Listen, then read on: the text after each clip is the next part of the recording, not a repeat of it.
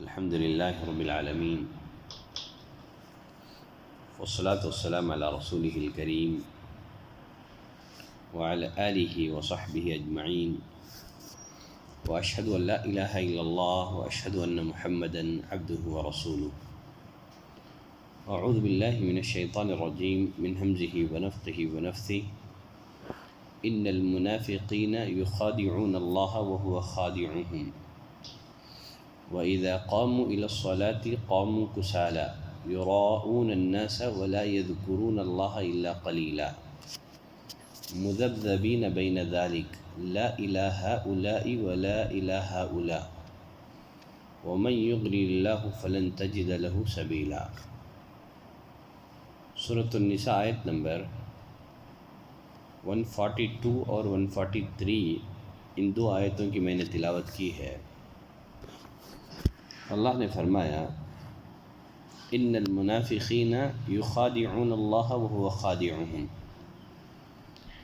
بے شک منافق اللہ سے چال بازیاں کر رہے ہیں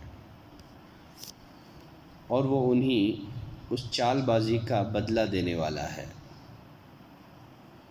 خدا کے معنی ہے کسی شخص کو کسی چیز کی حقیقت کے خلاف وہم میں مبتلا کرنا.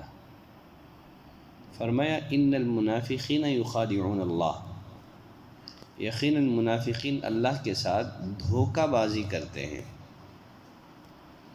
منافقین کا اللہ کو دھوکہ دینے کا معنی یہ ہے کہ منافقین اپنے باطن میں، اپنے دل میں جو کفر چھپا رکھا ہے اس کے خلاف اپنی زبان سے اسلام کا اظہار کرتے ہیں تاکہ اس نفاق کے ذریعے سے وہ دنیا میں اپنے جان و مال کو محفوظ کر لے. اور ایک مسلم معاشرے میں، ایک مسلم سوسائٹی میں جو فائدے ایک مسلمان کو حاصل ہوتے ہیں وہ سارے فائدے خود بھی حاصل کریں، ان کے حصے دار بن جائیں، مثلا صدقات، مال غنیمت وغیرہ. فرمایا یقیناً منافقین اللہ کے ساتھ دھوکہ بازی کرتے ہیں، وہ خادعهم، حالانکہ وہ انہیں دھوکہ دینے والا ہے. اللہ تعالیٰ کا ان کو دھوکہ دینا یہ ہے یا ان کے دھوکے کی سزا دینے والا ہے. اللہ کے دھوکے دینے کا مطلب یہ ہے کہ ان کے نفاق کو بذریعہ وحی نبی کریم صلی اللہ علیہ وسلم اور مسلمانوں کے سامنے واضح کر کے، آشکارا کر کے انہیں دنیا میں ذلیل کرنے والا ہے. اور آخرت میں اللہ نے منافقین کے لیے رسوا کن عذاب تیار کر رکھا ہے. پھر آگے اللہ تعالیٰ نے منافقین کی 3 علامتیں بیان فرمائیں. پہلی علامت اللہ نے یہ بیان کی وَإِذَا قَامُوا إِلَى الصَّلَاةِ قَامُوا كُسَالَىٰ، جب وہ نماز کے لیے کھڑے ہوتے ہیں سست ہو کر کھڑے ہوتے ہیں. یقیناً نماز، صلاۃ اسلام کا ایک اہم ترین رکن ہے. مومن اور کافر میں فرق کرنے کے لیے ایک فوری امتیازی علامت ہے. منافقین چونکہ یہ اسلام کے مدعی تھے، انہیں اپنے اسلام کا ثبوت پیش کرنے کے لیے ضروری تھا کہ وہ مسجد میں حاضر ہو کر کے نماز ادا کرے. اس لیے کہ جو مسجد میں حاضر ہو کر کے 5 وقتہ نماز ادا نہ کرے اسے مسلمان ہی تصور نہیں کیا جاتا تھا. ایسے آدمی سے متعلق نفاق کا خدشہ ہوتا تھا. چنانچہ وہ دل پر جبر کر کے مسجدوں کو آتے تھے اور مسجدوں میں آتے بھی تھے تو ان کی نمازیں خشوع اور خضوع سے عاری ہوتی تھی. وَإِذَا قَامُوا إِلَى الصَّلَاةِ قَامُوا كُسَالَىٰ،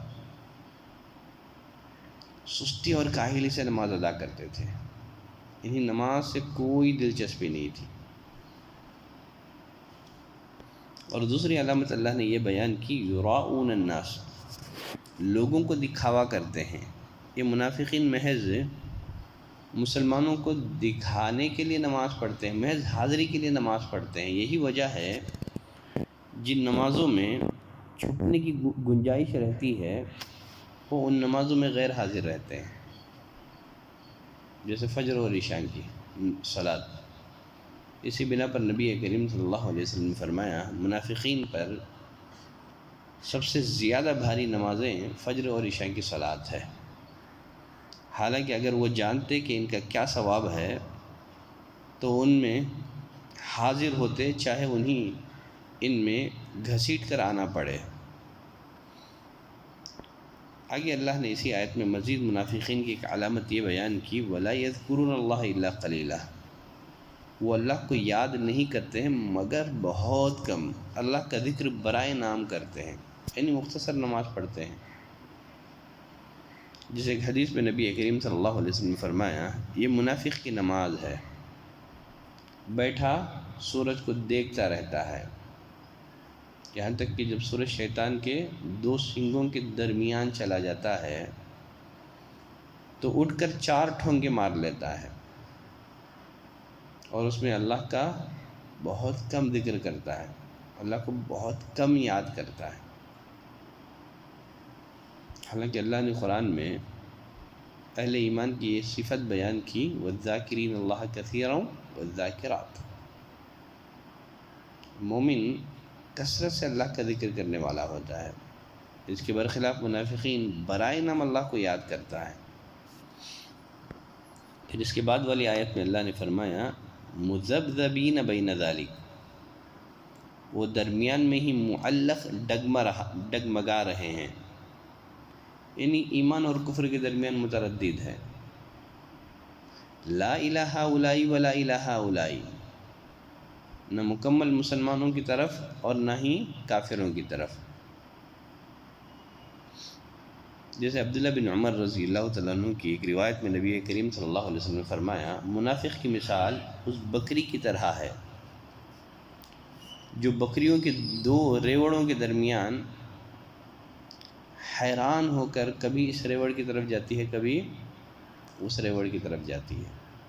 یہی حال ان منافقین کا ہے، نہ دل و جان کے ساتھ مومن اور مسلمان ہیں، نہ کافروں کی طرح کلی طور پر مائل ہیں۔ اور ایک حدیث میں نبی کریم صلی اللہ علیہ وسلم نے فرمایا ان شر الناس ذو الوجہین الذی یأتی ہؤلاء بوجہ وہؤلاء بوجہ، لوگوں میں سب سے بدترین وہ ہیں جو 2 رخیں ہیں، 2 چہرے والے ہیں، الذی یأتی ہؤلاء بوجہ، جو ان کے پاس ایک چہرے کے ساتھ آئے اور ان کے پاس ایک چہرے کے پاس آئے۔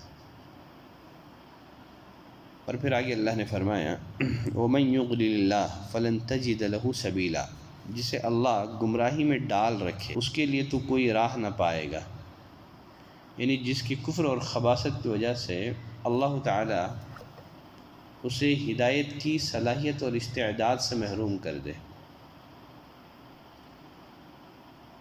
فَلَن تَجِدَ لَهُ سَبِيلًا، تم اسے ہدایت یافتہ نہیں بنا سکتے، تم انہیں راستہ نہیں دکھا سکتے۔ آج کے لیے بس یہی 2 آیتیں کافی ہیں، تفسیر کا سلسلہ جاری ہے۔ سبحانک اللہم و بحمدک، اشہد ان لا الہ الا انت، استغفرک و اتوب الیک۔